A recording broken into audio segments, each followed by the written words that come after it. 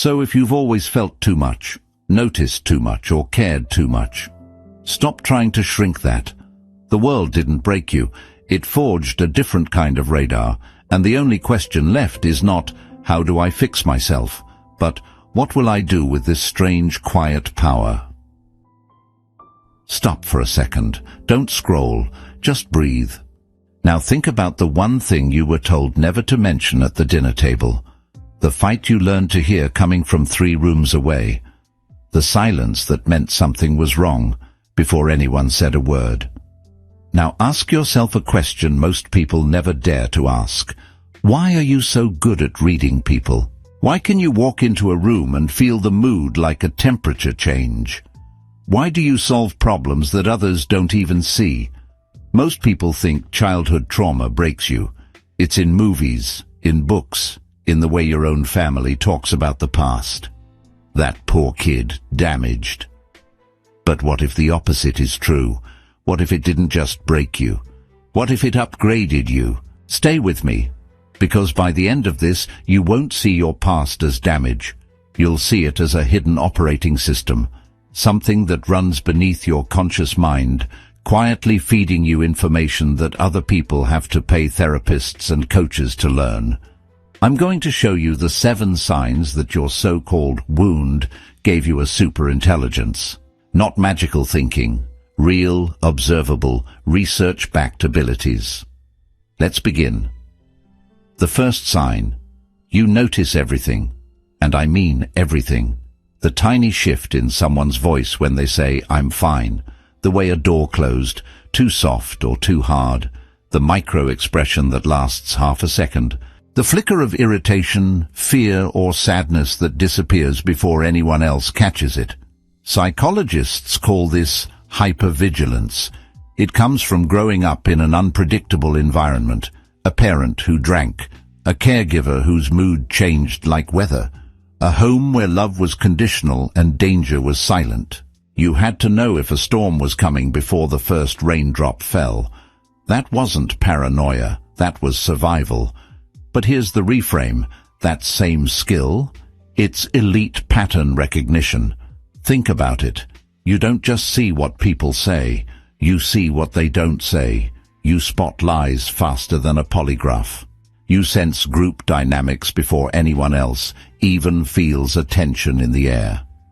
Research finding: studies in developmental psychology show that children from high-conflict homes develop a more finely tuned ability to detect non-verbal cues. Their amygdala, the brain's alarm system, becomes more sensitive, but so does their orbitofrontal cortex, which processes social rewards and punishments. In plain English, your brain built a faster, more accurate social radar. Let me give you a real example.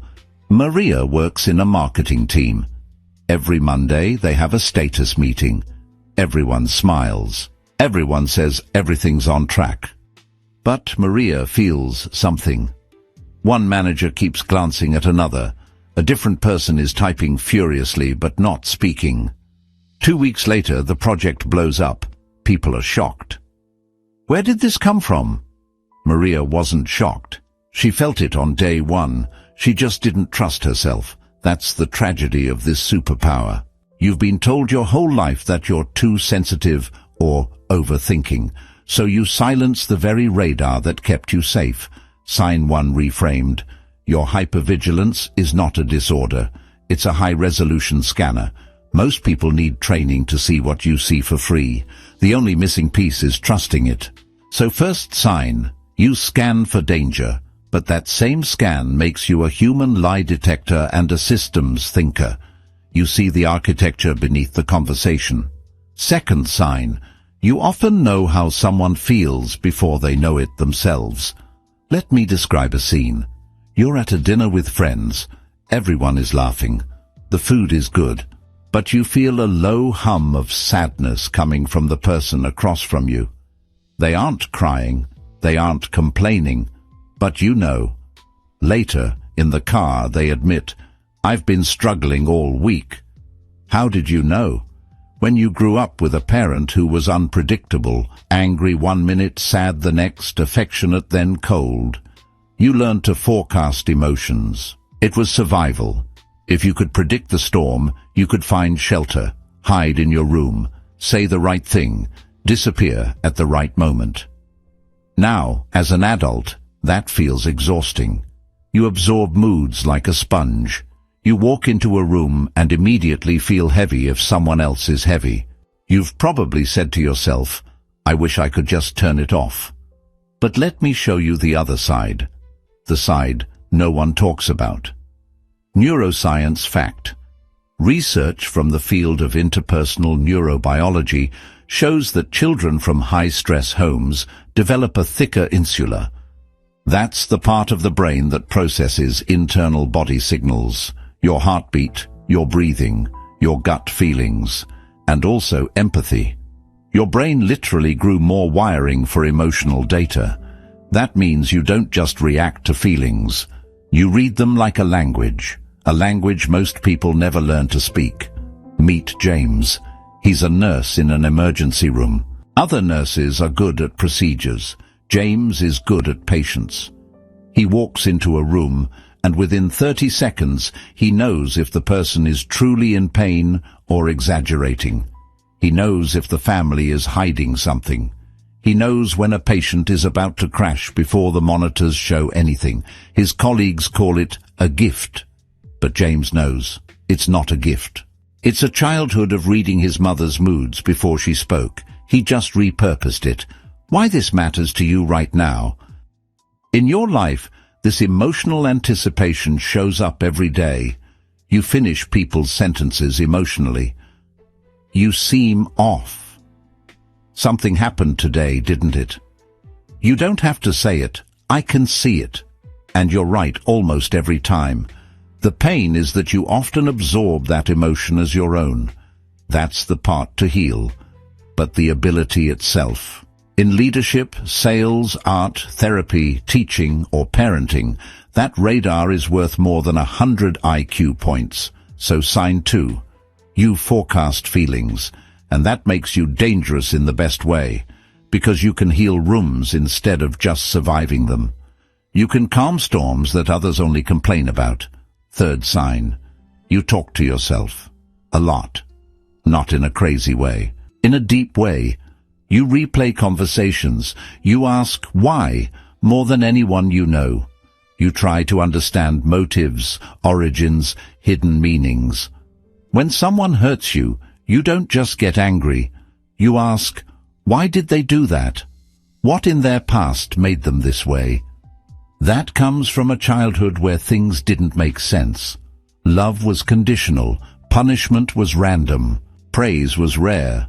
So you built an inner courtroom. You had to figure out the rules of people because no one taught them to you. Carl Jung once said, "Who looks outside dreams, who looks inside awakens." You were forced to look inside very early, not because you wanted to, because you had to survive. Most people live on autopilot. They react, buy, argue, scroll, repeat. They never ask why they feel what they feel. But you've been analyzing human nature since you were 8 years old. That makes you a natural psychologist, philosopher, or strategist. Imagine a friend goes through a breakup. They say, "They were just a jerk." Everyone nods, but you pause. You ask, "What did you ignore in the beginning? What felt familiar about them?" Your friend gets quiet. Then they cry. Then they say, "You're right. They reminded me of my dad." You didn't learn that from a book. You learned it from surviving your own family. Nietzsche wrote, "He who has a why to live can bear almost any how." Your why was understanding, and your how became relentless self-interrogation. The danger is that this inner dialogue turns against you. You overanalyze your own mistakes until you feel shame. You rehearse arguments from 5 years ago. That's the wound talking. But when you aim this same lens outward, at systems, at stories, at other people's patterns without taking responsibility for them. You become someone who can explain human behavior better than most therapists. So sign 3. Your overthinking isn't broken. It's a superpower for understanding the human condition. You just need to aim it outward instead of inward. 4th sign. You're different around different people, and you've felt guilty about it. At work, you're calm and professional. At home, you're quiet and withdrawn. With one friend, you're the funny one. With another, you're the deep one. You've probably wondered late at night, who am I really? Am I being fake? Here's the truth you were never told. That adaptability was a survival strategy. If you could become what each situation needed, you could avoid conflict, abandonment, or rage. You learned to disappear into whatever version of yourself kept you safe. This is not borderline personality. This is not lying. This is a form of advanced social intelligence called self-monitoring. Research shows that people who grow up in unstable homes develop high self-monitoring skills. They can read social rules instantly and adjust. Let's look at what that actually trains. You learn social fluency. You learn code switching between different cultures, classes, and emotional climates. You learn to read a room in under 10 seconds and become the version that serves the moment. Marcus Aurelius wrote, "You have power over your mind, not outside events. Realize this, and you will find strength." You applied that as a child. You couldn't control the outside chaos, so you controlled your own presentation. Take David. He grew up with a stepfather who was kind to guests and cruel in private. David learned to become a different person the moment guests arrived. Cheerful, helpful, quiet. When they left, he disappeared to his room. Today, David is a sales director. His colleagues marvel at how he can talk to the CEO like an equal and then talk to the janitor like a friend. He closes deals because he mirrors the client's energy without thinking. He doesn't see it as a gift. He sees it as exhaustion. But here's what he's missing. That same skill makes him an extraordinary mediator, negotiator, teacher, and leader. He can translate between angry people and sad people. He can sit in a conflict and not take sides. He holds the space. Next time you catch yourself changing tone for someone, don't call it fake. Call it fluent. You're not lying. You're matching resonance. That's a rare skill. The only work left is to know your core self, the one that stays the same across all versions. That core is your compass. So sign 4. You adapt without losing your center. That's not weakness. That's high-level social intelligence. Most people are stuck in one mode. You have a whole wardrobe. 5th sign. You solve problems that confuse other people. Not math problems, life problems. You find third options. You see the way out when everyone says there is none. You connect dots that don't seem connected. People come to you and say, "How did you even think of that?" Why? Because childhood trauma forced you into non-linear thinking. You couldn't just follow the rules. The rules kept changing. One day, telling the truth got you punished. The next day, lying got you punished. So you stopped looking for the rule and started looking for the pattern beneath the rules. The brain under chronic stress develops stronger connections between the prefrontal cortex, logic, planning, and the limbic system, emotion, memory. That means you don't just think, you think and feel at the same time. That's not a bug. That's where creativity lives. Some of the most innovative thinkers in history, artists, inventors, entrepreneurs, had early adversity. Not because suffering is good, but because suffering breaks linear thinking. Let me give you a real situation. A friend is stuck between two bad choices. Job A pays well, but is soul-crushing. Job B is meaningful, but doesn't pay enough rent. Most people would agonize over A versus B. You immediately see a third path. negotiate part-time at Job B and freelance on the side. Or take Job A for 6 months while building a bridge to something else. Or ask Job B for a different role that pays more. Your friend stares at you. How did you think of that? You don't know. You just saw it. That's the survivor's logic. You learned early that life doesn't give clean choices. So you became a master of the messy middle. This shows up in relationships too. A couple is fighting about money. He says, save. She says, spend. The argument goes in circles. You listen and say, it's not about money. He's afraid of being poor like his childhood. She's afraid of missing joy like her childhood. The real solution is a budget with a freedom fund and a safety fund. You just reframed the entire fight. That's abstract problem solving. That's seeing the system, not just the symptom. Sign 5. Your brain doesn't think in straight lines. It thinks in constellations. And that's what innovation looks like. Don't let anyone tell you you're overcomplicating things. You're seeing what they can't. 6th sign. Small talk drains you. Surface-level conversations feel like eating cardboard, but put you in a conversation about fear, death, love, purpose, or injustice, and you light up like a match. You're not being dramatic. You're being sensitive to meaning. When childhood teaches you that life is fragile, that people leave, that safety can vanish, that love can disappear overnight, you stop wasting time on trivial things. You develop what Viktor Frankl, the psychiatrist who survived the concentration camps, called the will to meaning. You need to know, why are we here? Why did that happen to me? What matters when everything is stripped away? Yes, this can make you feel lonely. People say, why so serious? Just relax. You try. But you can't fake interest in the weather or celebrity gossip. That's not arrogance. That's your nervous system rejecting the meaningless. But here's the gift. You spot what's truly important in seconds. In a crisis, you stay calm because you've already asked the big questions. You don't panic about lost luggage.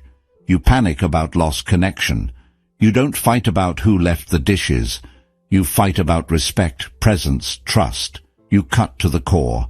A friend's parent dies. Everyone else says, let me know if you need anything. Generic. Empty. You sit with your friend in silence for an hour. Then you say, what's the one thing you never got to say to them? They break down. They tell you. You don't fix it. You just hold it. Later they say, everyone else disappeared. You stayed. That's meaning sensitivity. You don't offer solutions. You offer presence with the real thing. Why this matters for your life right now. This sensitivity makes you a terrible fit for shallow environments and a perfect fit for deep ones. You belong in roles that require wisdom, counseling, teaching, writing, coaching, healthcare, activism, art. You belong with people who ask why at 2 a.m. So sign 6. You don't waste time.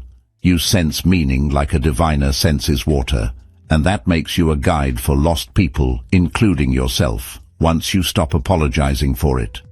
7th and final sign. You can look at yourself in a way most people avoid.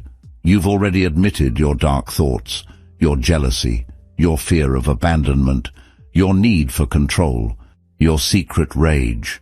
You've sat with shame longer than most adults will in a lifetime. Marcus Aurelius wrote, the soul becomes dyed with the color of its thoughts. You've looked at your own colors, even the ugly ones, especially the ugly ones. That came from trauma. Because when you're hurt early, especially by people who are supposed to protect you, you ask a devastating question, what did I do wrong? That question is painful. It can lead to self-blame, but it also builds a muscle for self-examination that most people never develop. Because you've already asked the hard questions about yourself, you're harder to manipulate. You're harder to gaslight. When someone says, you're too sensitive, you don't crumble. You think, Maybe, or maybe you're too numb. When someone projects their shame onto you, you don't absorb it. You say, out loud or in your head, "No, that's yours." Imagine an argument with a partner. They say, "You always make everything about your childhood." A person without self-honesty would explode or collapse. But you pause, you check inside. Is that true? Partly, maybe, but not fully. So you say, "I'm willing to look at my part, but I need you to look at yours too." Are you willing? That's radical self-honesty. It's not self-hatred. It's self-ownership. You can apologize when you're wrong without crumbling into shame. You can also hold your ground when you're right without cruelty. That balance comes from years of inner work that others haven't done. The shadow side is that this honesty can turn into over-responsibility. You blame yourself for everything. That's the trauma talking. The superpower version is, you take responsibility for your part, not the whole. So sign 7. You are brutally honest with yourself. And that honesty becomes the foundation for real integrity, real growth, and real peace. Most people live in self-deception. You live in the uncomfortable light. That's rare. That's strength. So here we are, 7 signs. But let me tell you something you already feel in your bones. None of this was accidental. Your brain didn't break. It specialized. Like a blind person's hearing sharpens. Like a deaf person's vision expands, your nervous system sharpened toward truth, pattern, emotion, and meaning. You are not too sensitive. You are not too intense. You are not broken. You are a different kind of human, one who was forced to see early, and now you see for everyone else. The only real danger now is not your trauma. It's that you'll spend your whole life trying to become normal, duller, louder, numb, chasing distractions so you don't have to feel your own radar buzzing. Don't. The world already has plenty of numb people. What it doesn't have enough of is awake people. People who can sit in the dark and still see. People who can feel the storm coming and still stand still. That's you. That's the inheritance no one asked for and no one can take away. So the question is not, how do I fix myself? The question is, what will I do with this strange, quiet power? If this landed somewhere deep, if you felt a quiet yes in your chest, don't subscribe because I asked. Subscribe because you want to stop feeling alone in your own head, because you want to understand why you're exhausted after parties, why you cry at commercials, why you feel old wisdom in a young body. The next video is called Why You Feel Exhausted After Being Social and It's Not Social Anxiety. It will show you why your high-alert brain needs a different kind of rest, not more sleep, but more unplugging from emotional noise. It will give you 3 practical rituals that take 10 minutes total. No meditation apps required. 1 click. 1 less mystery about yourself. Until then, stay strange, stay awake, and trust the radar that kept you alive.